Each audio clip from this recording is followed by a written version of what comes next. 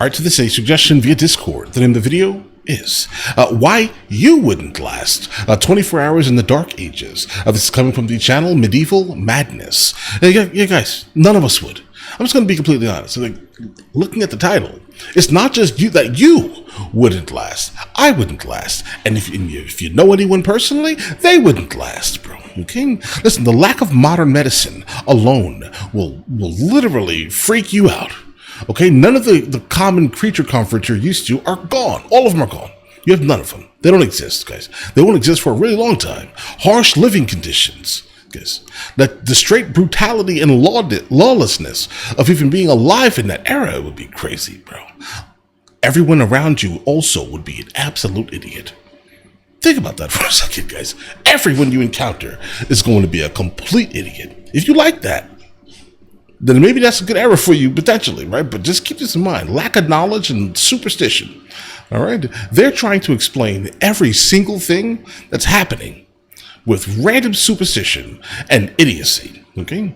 That's what they do. They don't care about the truth. No, because they don't know the truth. That's a problem, okay? But either way, listen, let's go ahead and jump into this immediately.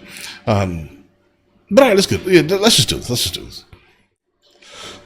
Here we go. Many people look at the Middle Ages through romantic eyes. No, I don't. They think about armored knights on lumbering steeds, beautiful damsels in pointy hats, dragons, chivalry, and courtly love. I don't know about the beauty aspect of it, guys. I've seen some old images and like paintings and things like that, and I'm just like, I don't even understand. You said that was pretty? That right there. Oh, okay. Nothing could be further from the truth. For most people, the Middle Ages were dirty, difficult, and really quite dangerous. Right. Let's find out now why it was unlikely that you could stay alive and prosper, and why you were likely to die quite quickly during that time. Welcome to Medieval Madness. Let's do it.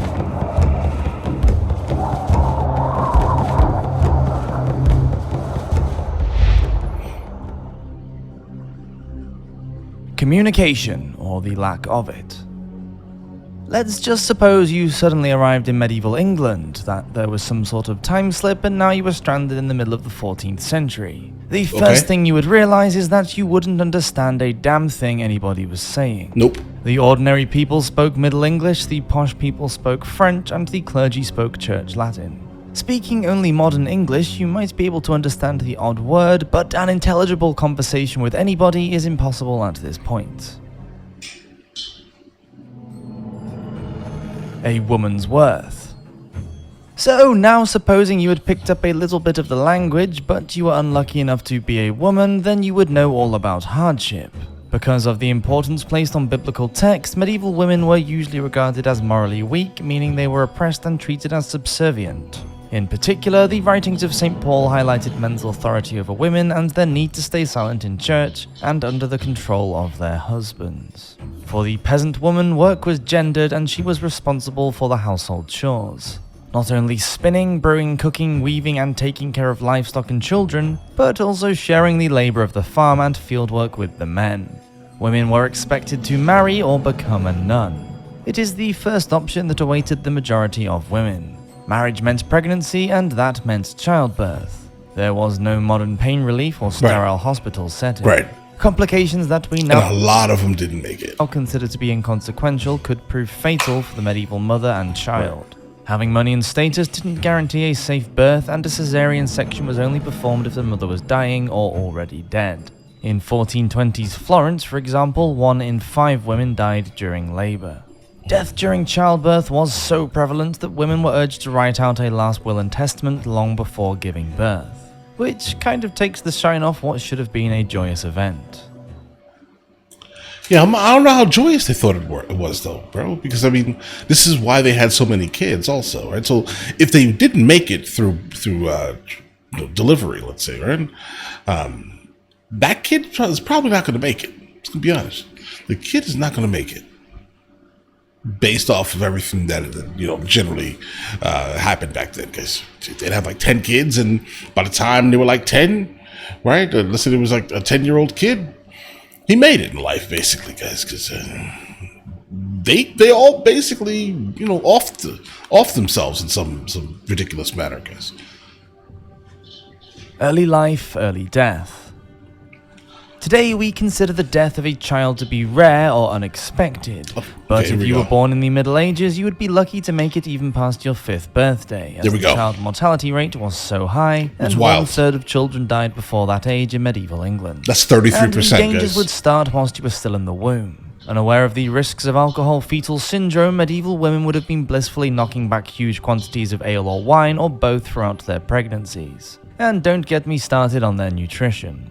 The death of a child is one of the most awful tragedies that anyone can imagine. In medieval Europe, the mortality rate was thought to lie somewhere between 20 to 30% dying under the age of 7, depending on the year. Remember I said 10 years old, bro? You made it in life. That's children dying from incidents during birth, accidents, or because of war or famine and disease. Deadly illnesses included whooping cough, measles, influenza, and stomach infections, sicknesses that can easily be treated today. And the grief was the same for parents living thousands of miles away. In medieval Japan, 48% of the population died as children. 48% is practically 1 in every 2 children dying. Whoa, well, they made up for it. Who Now- are you calling a peasant? The problem with living in the Middle Ages was that 85% of the population were serfs, so you would have been more likely to be part of that group than not. Tied to the lord and his land, not only would you have to grow food to sustain yourself and your family, but you would also have to make sure that there was enough to pay the lord his due too. You couldn't leave the land without your lord's permission or even get married. You may as well have been a slave. You would have been always reliant on the weather. Too much rain or not enough could be a catastrophe and cause the failure of crops, which led to malnutrition and, in the worst cases, starvation. Malnutrition meant a weakened immune system, and that led to an upturn in diseases like dysentery, typhus, and smallpox. Food, when it was available, consisted of coarse bread made with barley, oats, rye, or millet, and a thin stew And like everything was moldy. known as pottage. Medieval Europe was teeming with wild game like Unless rabbit, you got hare, it fresh. deer, and boar, but these were for the nobility to hunt, not for the lower classes, and the penalty for poaching was usually pretty harsh. Clothing wasn't the comfiest, being made from itchy wool. Houses weren't exactly palatial either. Most had just 1 room or 2 rooms with no chimney and perhaps 1 or 2 small windows. And the They beds were dark, highly smoky, uncomfortable. smelly, and unsanitary because they were often shared with animals, especially in the winter when conditions outdoors were harsh. With no central heating, lighting, or running water, is it any wonder that medieval lives were so short? The average life expectancy for most men in the 140 years between 1330 and 1479 was just 24 years. Women came out better with an average of 33 years, but still not great. Oh my god. And they looked terrible. The justice system. Everyone looked terrible. Medieval crime and their punishments were really different from today as well, because the church controlled just about every aspect of life, from what you wore to what you could eat and when. So no nipping out to McDonald's in your long pointy shoes on a Sunday morning for your McMuffin breakfast. If you were the victim of a crime, there were no police. You just had to scream loudly to raise a hue and a cry and hope for the best. For serious crimes, death was the punishment, and these didn't just include murder or treason. Right, and they weren't always that serious, bro. Forgery, arson, receiving stolen goods, robbery, and burglary were all punishable by hanging. In fact, stealing anything worth over 12 pence, the equivalent of about 3 weeks' wages, meant a trip to the gibbet. Early in the period, trial by ordeal was a thing. Here, the guilt or innocence of the accused was determined by subjecting the suspect to a painful and often deadly experience, such as walking over red-hot coals or plunging your hand into boiling water or oil. If you were innocent, God would perform a miracle Oil? and save you.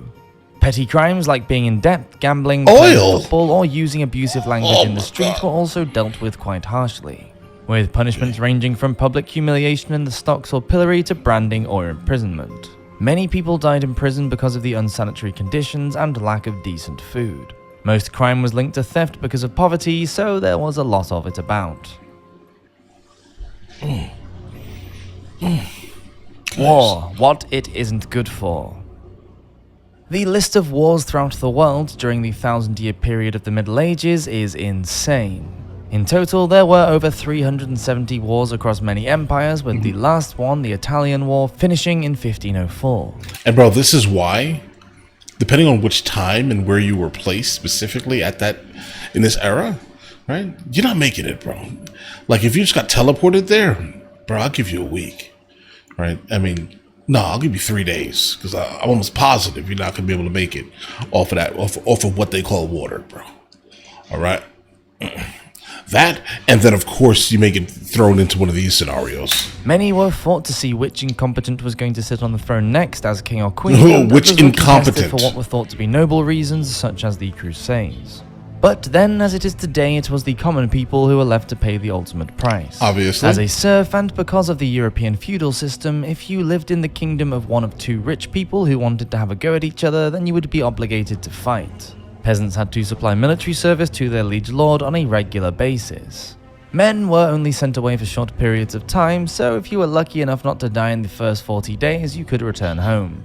This was because if everyone went off to war at the same time, then there would be no one to take care of the nobles. No labor meant no crops and no money for all the wealthy people to spend on silly wars. The result was a medieval military that was for the most part disorganized, resulting in a lot of dead people.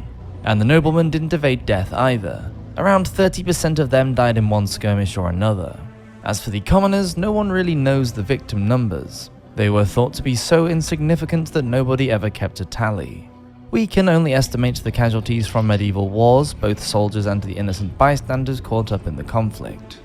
During the First Crusade at the Siege of Jerusalem, 90,000 people died.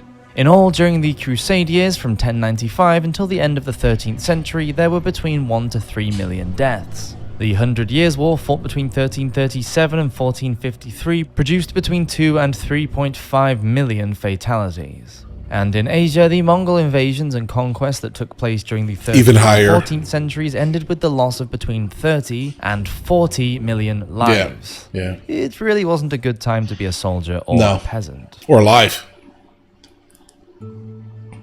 Poison. Let's suppose that you happen to be rich during the Middle Ages and able to afford the finer things in life. Would that have made your chances of survival better? No. You would definitely have eaten better than the peasants with their bread and pottage. You're not making For it you, either. the table would be laden with meats such as veal, venison, or peacock in rich cream sauces, followed by sugar desserts and fine wine. You would eat your gourmet food from beautifully glazed plates and drink from delicately decorated cups. The problem was that the glazing was made from lead oxide. Yes, it looked lovely and it was practical for cleaning, making it very popular among those who were privileged enough to be able to afford it. But when salty or acidic food was served on glazed plates or kept in glazed pots, it caused the coating to dissolve and the lead was absorbed into the food. Lead is a poisonous heavy metal which collects in the human body over time. Acute poisoning can attack the nervous system and cause headaches, abdominal pain, and infertility. Chronic poisoning may lead to seizures, coma, and death. Because children are still growing, the effects on them can be devastating and affect their ability to learn. Medieval skeletons from cemeteries in more affluent urban areas of Germany and Denmark have shown that people had lead levels well above normal. Lead was also present in stained glass windows, coins, and on roof tiles. Rainwater was often collected from roofs for drinking, and this could have been another source of the poisoning. Bread was the main food They were like, oh, this is clean. staple for the medievals. Often the rye used to make bread would become infected with a fungus called Claviceps purpurea. This caused an infection in humans which was called St. Anthony's fire. There were many outbreaks throughout the Middle Ages which caused tens of thousands of people to die and millions more to become sick. What we now know as ergot poisoning caused hallucinations, muscle cramps, nausea, insomnia, and sores. In extreme cases, when left untreated, the blood flow to an infected person's hands and feet is restricted, causing burning pains.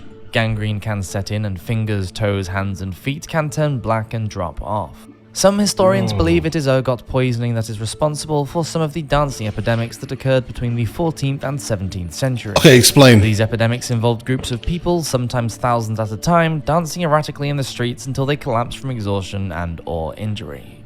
Thank you for watching this episode of Medieval But what's Madness. Bro, okay. Listen, again, guys, I'm glad that he pointed out all the reasons why we should be completely satisfied and glad, right, that we live in a time such as this, right? All the knowledge in the world that we know of, at least so far, because I'm sure in 100 years from now, they will be calling us complete idiots, right? But that's not the point. Right now, we have all the knowledge that we need to not, ever eat poisoned food like that on purpose, specifically eat moldy food, drink terrible water with parasites in it. You get what I'm saying here, right? Not lead line our roofs and then allow us, to basically get lead poisoning while drinking the only water source that we have. You get what I'm saying here, guys. We know all these things, right? We use soap now. Okay, that's a great thing. We have medicine, like actual medicine, not like nonsense that they were using back then, right? And we have the ability to live much longer than 24. So that's a great thing in 33, right? So just be glad that we live in this time and stop complaining so much if you complain a lot, because you never know. You could have been born in the dark ages, bro. All right? But all right, listen, you guys all have an absolutely amazing day. Enjoy your day thoroughly. Guys, before we go, are you guys subscribed to the other channels? Logical Movie Reviews with Mr. L. Boyd along with Mr. L. Boyd Music. Both are found in the description. Check it out.